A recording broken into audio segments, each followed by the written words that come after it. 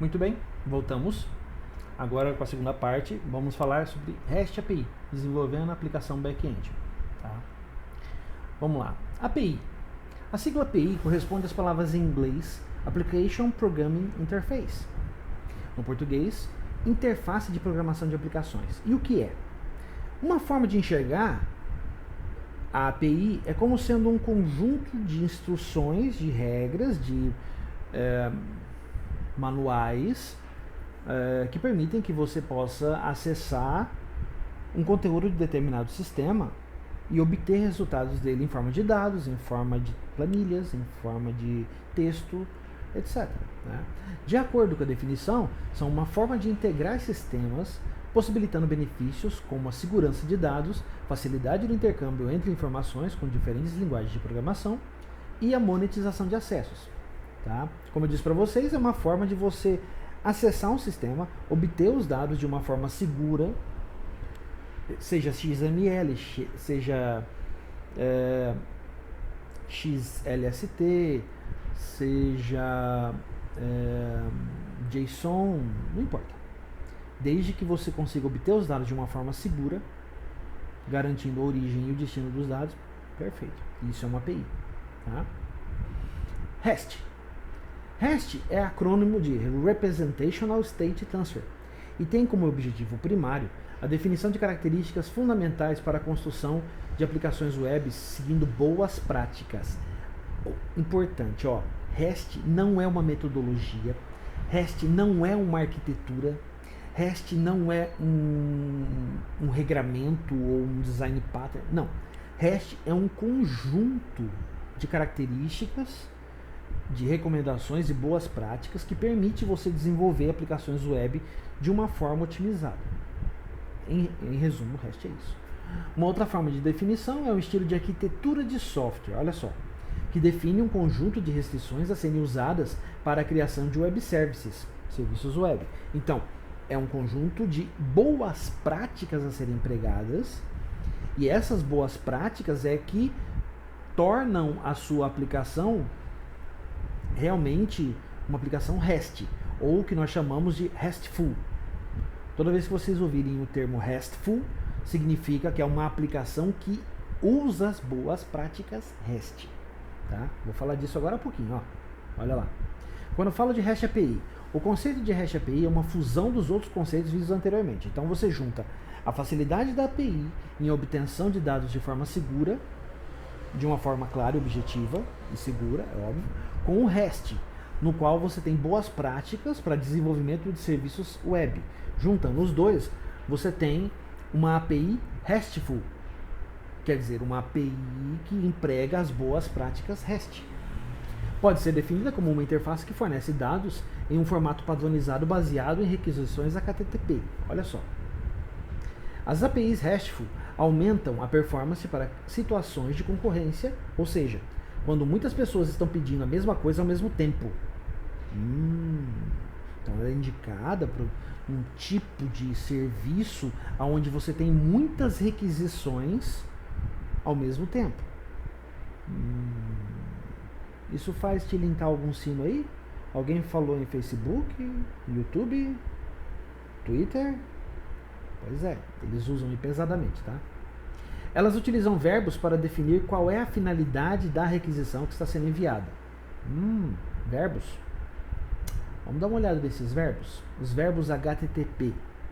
Considere o seguinte cenário. Seu serviço vai prover uma URL base e os verbos HTTP vão indicar qual ação está sendo requisitada pelo consumidor do serviço. Nas requisições, especificamos o que chamamos de método HTTP ou verbo. Também chamado de verbo. Então, verbos HTTP e método HTTP é a mesma coisa. Na versão 1.1 do protocolo HTTP, que é a que todos usamos atualmente, todos nós fazemos uso do HTTP 1.1, nós temos 9 verbos diferentes, quer dizer, nós temos 9 métodos que atendem solicitações de cliente e servidor, que atendem às solicitações. Quando você pede para abrir uma página no servidor, você está executando um verbo HTTP. Quando o servidor responde, ele também está executando um verbo HTTP. Tá? É o conceito do request, Response. Tá? Request é quando você solicita uma informação. Você dispara um verbo HTTP. Response é quando o servidor envia essa resposta de volta para você. Certo? Estes verbos são get, put, post, delete, trace, options, patch, connect e read. Vamos olhar um a um para entender um pouco melhor o que cada um deles faz, tá? Vamos lá. Get. Essa é a requisição mais comum de todas. Através dessa requisição, nós pedimos a representação de um recurso, que pode ser um arquivo HTML, XML, JSON, etc. Então, toda vez que o navegador solicita uma página HTML para o servidor responde para esse navegador através do método GET. Entenderam? Vamos em frente. Post. O método POST é utilizado para quando queremos criar um recurso. Criar um recurso. Professor, o que seria criar um recurso nesse conceito? Por exemplo, eu estou mandando o servidor gravar uma informação no meu banco de dados. Repara, eu não tenho acesso direto ao banco. Existe uma API por trás que executa o processo de gravação. Por exemplo, vamos inserir funcionário. Você lista os dados de funcionário e manda inserir. Oh, entendi. Vamos em frente. Put. Requisita que um recurso seja guardado na URI fornecida. Se o recurso já existir, ele deve ser atualizado. Se não existir, pode ser criado. É o seguinte, aqui tem uma incoerência em termos. Put, de acordo com a literatura comercial para o REST, put serve para alterar uma informação e não para criar. Isso aqui é uma falha acadêmica, tá? Infelizmente, tem gente que pensa que determinados verbos HTTP podem ter uma dualidade de ações. Não existe dualidade de ações. Cada um deles executa uma tarefa específica.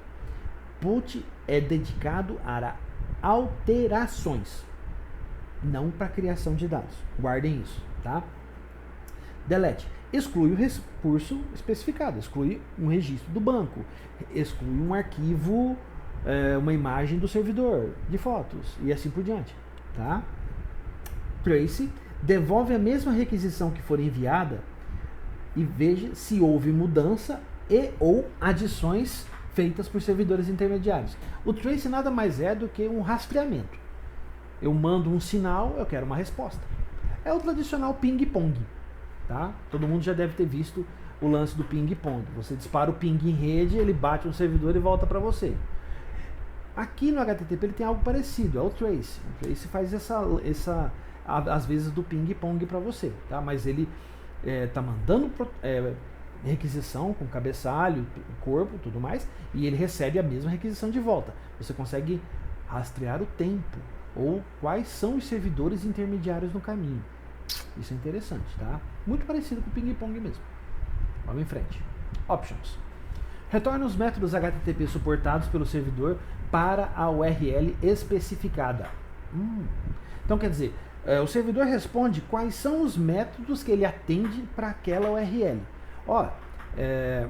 Para o meu endereço xyz.com.br, eu só atendo get e put. Eu não atendo nem post e nem delete. Então quer dizer que eu só posso listar, eu só posso alterar. Eu não posso criar e eu não posso apagar. Entenderam? Vamos em frente. Patch. Serve para atualizar partes de um recurso, não o recurso todo. Como assim partes, professor? Vamos pensar no conceito de nota fiscal eletrônica. Eu tenho nota e eu tenho os itens da nota. Vamos imaginar que a nota já está salva. E eu quero salvar os itens para aquela nota. Eu não vou fazer um put de item por item. Não. Eu faço um patch, onde eu passo qual é a nota e, como opção, no corpo da requisição, eu mando os itens da nota em formato JSON. O servidor vai ler e vai gravar esses itens e responder para mim a instância JSON completa da nota. Isso é muito comum, é muito feito, tá? Hoje em dia, muita gente trabalha dessa forma. Connect. Converge a requisição de conexão para um túnel TCP/IP transparente, geralmente para facilitar a comunicação criptografada com SSL, HTTPS, através de um proxy HTTP não criptografado. O que isso quer dizer? Quer dizer que quando existe a possibilidade de você, usando os verbos HTTP, você criar um túnel através de uma rede não criptografada. Tá? Você pode, desde que a origem e o destino tenham essa criptografia, o caminho não precisa ser propriamente criptografado. Mas, a partir do momento que você dispara a conexão pelo Connect, né, pede uma requisição pelo Connect, o que ele faz? Ele cria um túnel de segurança criptografado em uma rede não criptografada e permite você enviar dados de um lado para outro, de forma segura e criptografada, apesar da rede não ter. Entenderam? Bastante interessante isso aqui. Difícil de usar, mas é bastante interessante. E o RAID, que é o cabeçalho, retorna somente os cabeçalhos de uma resposta. Quer dizer, eu mando uma solicitação, ele só vai mandar para mim os cabeçalhos da resposta. Geralmente a gente faz isso para ver se o servidor está funcionando. Uma forma de verificar se o servidor está no ar, eu mando um read só para obter os cabeçalhos de resposta. Fala, tá tudo ok. Então aí eu posso mandar minha requisição. Entendeu? É parecido com o ping-pong. Parecido, não é igual ao Place, mas é parecido. Tá? Vamos em frente. Combinações e idempotentes. Isso aqui é interessante, tá? Porque você pode fazer combinações entre verbos. Dá uma olhada nisso aqui. Alguns métodos, como o GET, podem ser chamados diversas vezes seguidas sem problema nenhum. A resposta sempre será a mesma. Você pode solicitar o mesmo registro várias vezes. Você sempre vai obter aquele registro. Porque você está fazendo um GET. Você está obtendo apenas um. Você não está fazendo algo diferente como ele vai propor aqui. Ó. Dá uma olhada. Isso porque quando fazemos uma requisição do tipo GET, não estamos alterando nada no servidor, como eu falei, né? Sempre o mesmo registro. Somente consultando informações.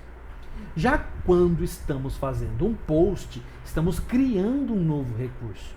Eu disparei um post para o servidor, gravar funcionário. Pum, beleza. Ele vai gravar aquele cara. Agora olha só. Sabe quando você manda atualizar a página no seu navegador e ele pergunta se você quer realmente atualizar essa página? Que ele vai reenviar as informações e tal. Ele está fazendo um post aí, tá? Olha só. Então, essa página está fazendo uma requisição do tipo post. Quer dizer, ela está disparando aqueles dados que estão armazenados em você para o servidor de novo. Olha o problema. Você já mandou gravar aquele funcionário.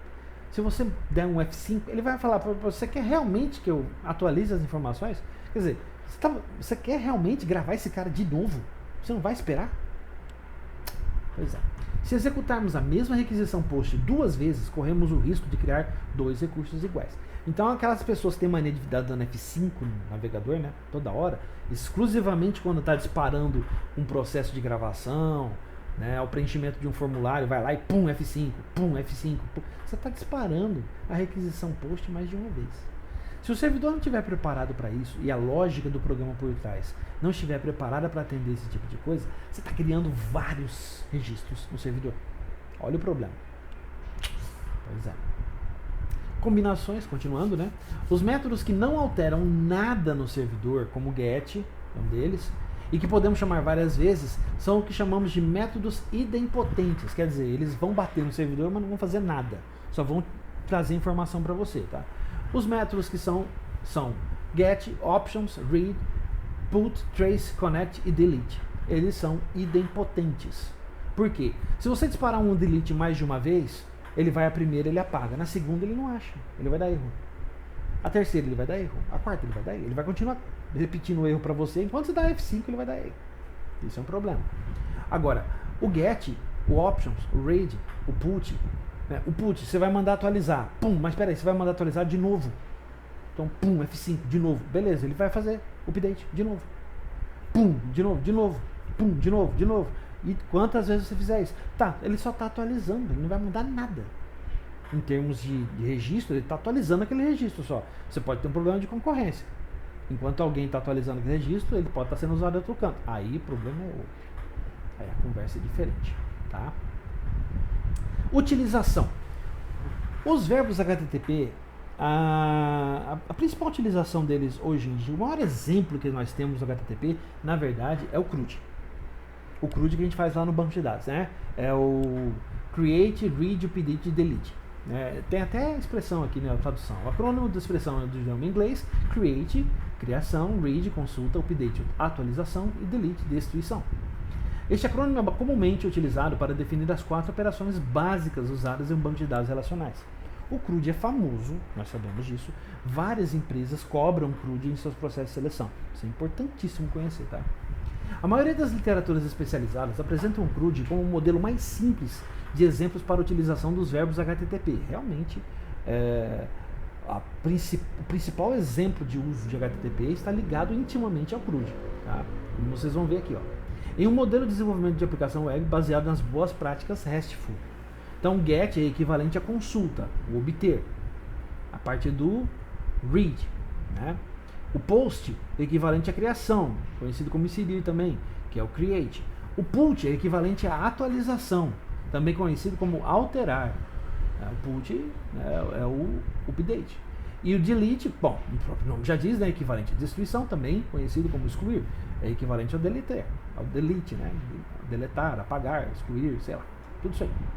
Vamos em frente. Agora nós vamos para a prática. E agora esse vídeo passa, eu vou parar o vídeo aqui e nós vamos iniciar o vídeo já na parte do Visual Studio, desenvolvendo a API no Visual Studio. Entendam, por favor, que nós não vamos utilizar banco nesse momento. Então, aquele conceito que a gente viu lá em POO, que era a criação de classes simulando bancos fake, vai ser muito utilizado aqui agora. Então, aqueles conceitos usados do C# agora vão ser usados na prática, tá? Então, já volto com o vídeo no Visual Studio, por favor, aguarde.